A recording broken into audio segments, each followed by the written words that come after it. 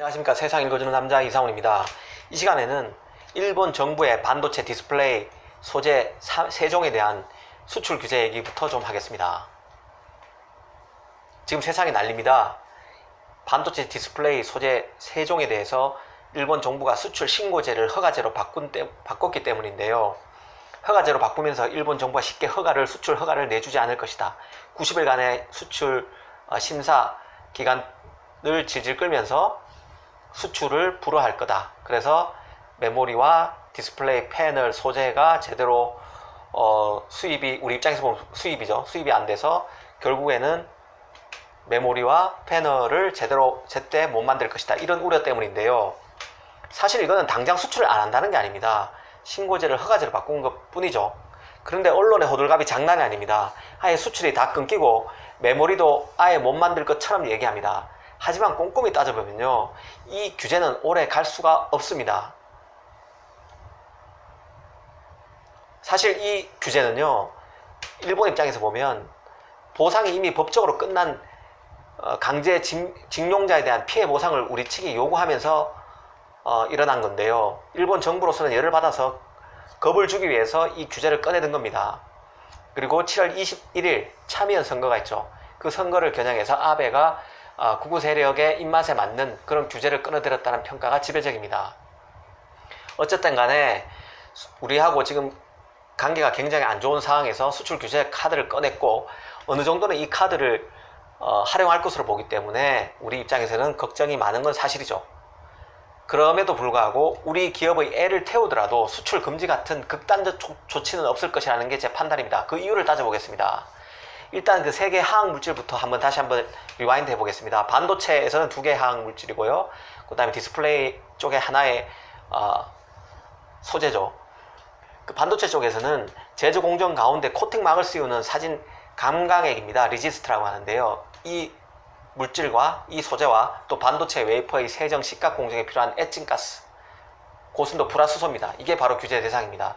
그 다음에 디스플레이에서는 플렉시블 유기 발광 다이오드, OLED용 패널 핵심 소재인 플루오리플리이미드입니다. 이렇게 3개인데요.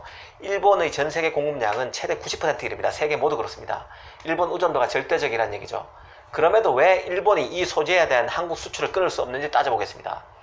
첫 번째, 진짜로 일본 정부가 이 일본 기업의 소재 수출을 금지할 경우에 일본 기업의 피해가 크기 때문입니다.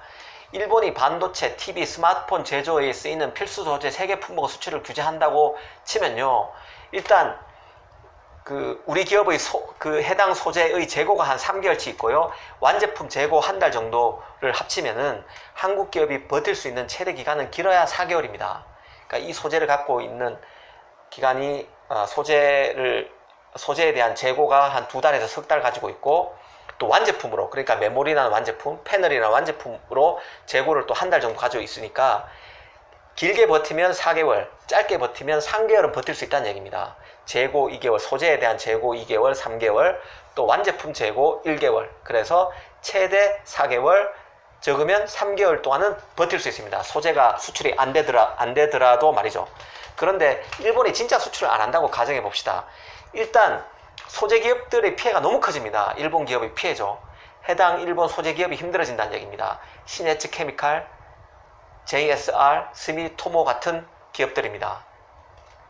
반도체 소재의 경우는요, 생각해 보십시오. 삼성전자와 하이닉스 의존도가 엄청납니다. D램의 경우는 삼성과 하이닉스의 시장 점유율이 합치면 72%입니다. 72%입니다.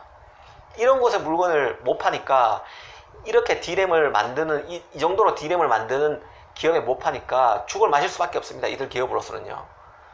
이뿐만 아닙니다. 소재 기업만 피해를 보는 게 아닙니다. 이체 피해를 보는 기업이 더 많습니다. 우리가 일본의 소재를 갖고 만든 메모리와 패널을 쓰는 기업들이죠. 이를테면 패널만 해도 우리가 올레드 패널 공급을 끊으면 소니는 하이엔드 TV, 고품질 TV를 접어야만 합니다. 메모리를 쓰는 기업은 훨씬 더 많습니다. 소니 스마트폰은 물론이고요, 그 다음에 TV에도 들어가죠. 샤프, 파나소닉 다 피해를 보게 됩니다. 이 전자기기에만 들어가는 게 아닙니다. 의료기기, 공작기기에도 다 메모리가 들어갑니다. 요즘 메모리가 안 쓰이는 곳이 없죠. 가전엔 다 들어가고요. 그러니까 가전, 스마트폰, 의료기기, 공작기기 업체들이 다 피해를 본다는 얘기입니다. 이처럼 일본 기업의 피해가 크기 때문에 수출을 진짜로 금지하기는 어렵다는 얘기입니다. 두 번째 이유는요, 미국, 중국 등 다른 기업도 피해를 보게 됩니다.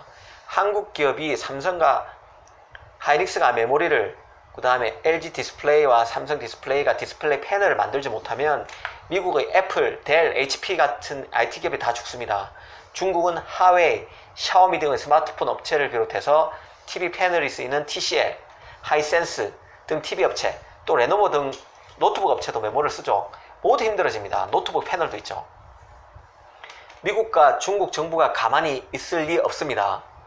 두 정부가 이번 G20, 28일, 29일 양일간 열렸던 오사카에서 열렸던 G20 회의를 통해서 겨우 미중 무역 분쟁의 확전을 막은 상황입니다. 추가로 3천억 달러 규모의 중국산 수입품에 대한 관세를 매기지 않았죠. 만약에 관세를 매겼다면 중국은 히토류 카드를 꺼냈을 겁니다. 그 확전을 막은 상황에서 그 다음에 일부 하웨이 제재를 풀어줬죠. 하웨이의 메모리 칩 같은 것은 다시 아마 공급이 재개될 겁니다. 마이크론은 이미 중국 공장에서 만든 메모리는 하웨이에 이미 납품하고 있는 상황입니다. 그런데 이런 어렵사리 마련한 이런 확전을 막은 양상에서 일본이 판을 깬 셈입니다. 일본이 다시 보호무역주의에 불을 지른 거죠. 무역 분쟁에 불을 지른 겁니다.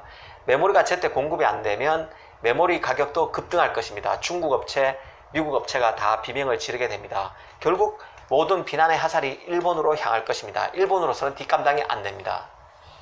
세 번째, 일본 정부가 진짜로 수출을 중단할 수 없는 세 번째 이유는 바로 일본 소재 기업의 타격이 단순히 실적에만 그치는 게 아니라는 점 때문입니다. 신뢰도에 금이 갑니다. 비즈니스에서 제일 중요한 것은 신뢰입니다. 일본 정부에 의해서 내려진 조치긴 하지만 일본 소재 기업들은 글로벌 공급 체인을 깬 셈이죠. 그리고 비즈니스 상대방의 믿음을 깬 셈입니다. 이는 결국 일본 소재를 썼었던 기업들의 새로운 공급망 확보 노력으로 이어질 수밖에 없습니다. 어떻게든 탈일본을 통한 공급 다변화를 깨할 수밖에 없다는 거죠. 예를 들어 볼까요? 고순도 불화수소 같은 경우에요. 에칭가스입니다. 일본 스텔라가 대만 파운드리 업체인 TSMC 근처에 공장을 갖고 있습니다. 이미 삼성전자나 SK하이닉스 모두 대만으로 달려가서 여유분을 확보하기 위해 노력 중이라는 소식입니다. 또 삼성이나 하이닉스나 장기적으로 중국 등으로 조달처를 다변화하기 위해서 업체들을 스크린하고 있습니다. 이미 제품도 평가하고 있는 상황입니다. 물론 일본 제품보다 순도가 낮고 고품질이 아니기 때문에 대체가 쉽지는 않겠습니다만 여하튼 그런 노력을 백방으로 기울일 수밖에 없습니다. 우리 기업만 그럴까요? 절대 그렇지 않습니다. 우리 기업의 피해를 본 해외의 다른 기업들도 일본 소재 기업을 보는 눈이 이전과 달라질 수밖에 없습니다. 이미 일본 기업의 대외 신인도가 떨어지고 있다는 말이 시장에서 나오고 있는 상황입니다.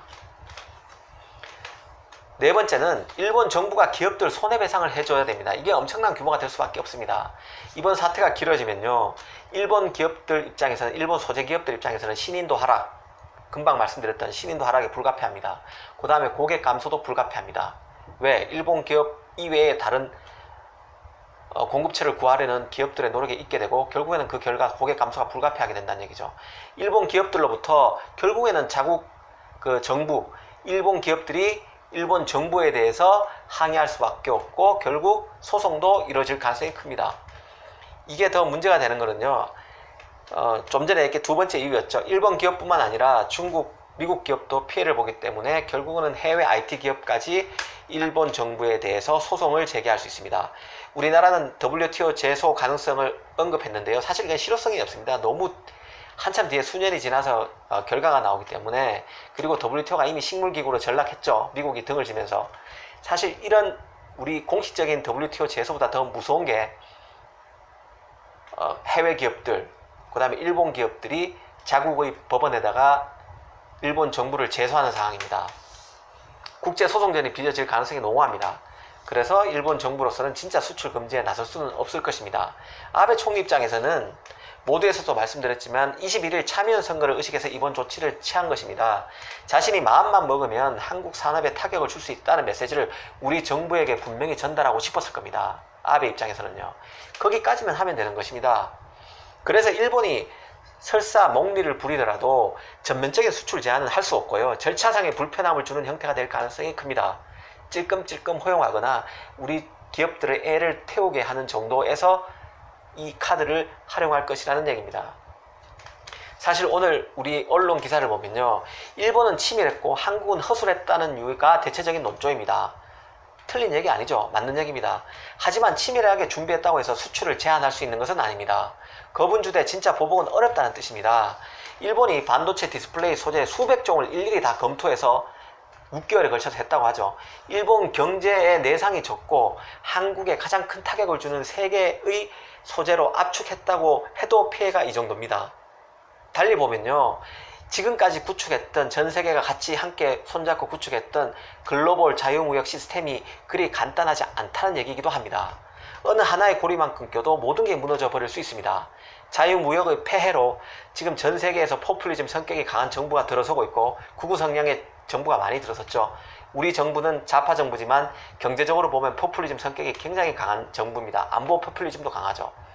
자유무역의 고리를 흠집내고 있긴 하지만 그 정부들이 그 흠집이라는 것도 전체 시스템을 작동하게 하는 선에서만 허용되고 있습니다. 냉정하게 보면 그렇습니다. 우리는 싫든 좋든 이미 너무 자유무역 체제로 깊숙이 들어와 버렸습니다. 자유무역이라고 얘기하지만 자유가 없습니다. 여담으로 이런 문제가 지금 이런 공급망 문제가 생기자 지금 언론들, 도하 언론들이 모두 장비 소재 분야 국산화를 본격적으로 다루고 있습니다. 물론 국산을 하면 제일 좋습니다. 하지만 현실적 여건을 따져가면서 할 수밖에 없습니다. 반도체만 해도 한번 말씀드려 볼까요? 우리나라는 미국, 일본, 유럽보다 한 50년가량 늦었습니다. 늦게 시작하면서 모든 걸 다 할 수는 없죠. 제조 경쟁력을 키우자고 메모리의 선택과 집중을 해서 결국에는 메모리 부분에서 1등이 된 겁니다. 장비 소재 국산화 해야 되죠. 하지만 그렇게 일반론적으로 해야 된다고 당위론으로 얘기하는 것과 실제 어떻게 해야 되느냐 방법론을 구하는 것은 또 다른 문제일 수 있습니다. 지금 장비 소재 국산화에 매진하자고 하는데요, 반도체만 해도 지금 메모리 쪽에도 사람이 없다고 합니다. 사람은 제한되어 있습니다. 달리 말하면 시간과 돈도 제한적이죠. 결국 우리가 가진 리소스가 제한되어 있다는 얘기입니다. 낸드, D램 경쟁력도 계속 제고하지 않으면 언젠가는 후발주자에게 밀릴 수밖에 없습니다. 공정, 미세화, 수직, 적층 등 경쟁이 지금 한창 진행 중입니다. 지금 잘하고 있지만 잠시만 한눈을 팔아도 뒤로 나락으로 떨어질 수 있습니다. 소재 장비에 치중하면 메모리는 어떻게 될지 모른다는 얘기입니다. 모든 걸 국산화해야 하는 논리로 접근해서는 안 된다는 얘기입니다. 일반론으로 우리 흔히 장비 소재 국산화를 얘기하는 것과 현실 세계에서, 비즈니스 세계에서 어떻게 어떤 장비, 어떤 소재에 대해서 국산화를 할 것인가 라고 접근하는 것은 또 다른 방법론으로 그 문제를 바라봐야 한다는 얘기입니다. 국산화는 그렇게 쉽게 생각할 것은 아닌 것 같습니다. 오늘 이 시간에는 일본의 힘은 인정해도 일본 정부가 수출 중단은 못한다는 내용으로 말씀드렸습니다. 자유무역은 자유가 없는 시스템입니다. 감사합니다.